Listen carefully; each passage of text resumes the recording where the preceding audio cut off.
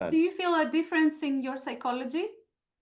For sure. I think, talking about the book Return to Real, one of the principles that I talk about is this idea of the contrarian.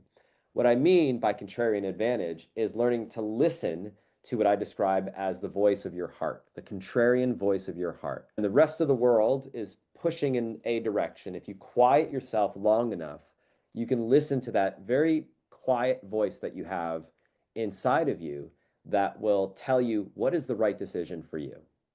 And for me, what I've learned is that is the most important voice of them all.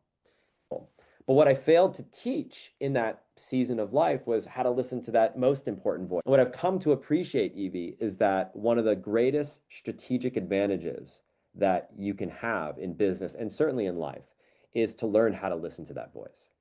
In a world where we see the internet becoming increasingly a shade where everything kind of looks the same, smells the same, tastes the same.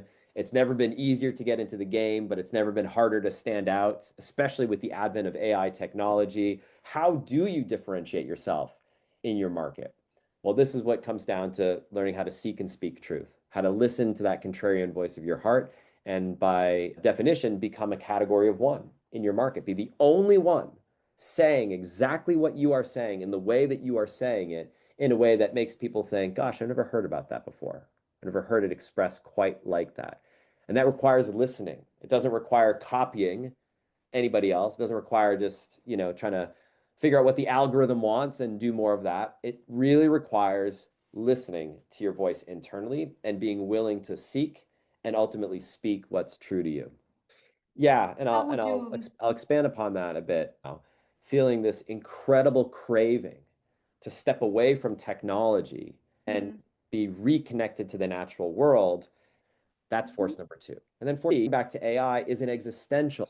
We're starting to see now that AI has the capability to replace many knowledge worker professions where you thought you're safe by studying something, becoming a specialist, going to school, building a skill, and then all of a sudden the skill that's taken you 10, 20, 30, 40 years of your life to master, now this technology can do it in a matter of minutes.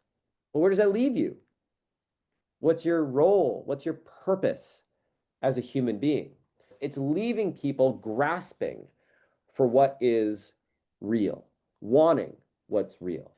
And so what that does is it creates this situation where you don't have to be at odds with one another. You don't have to be at odds with the life that you want to live, that you may feel in your own heart. The cravings that you feel right now are actually the same cravings that exist in the market. It's a term that I use in the book called the double craving. And when you find that intersection of what it is that you are craving, your body, your soul is craving, and what the Mhm. market is, that's the big opportunity.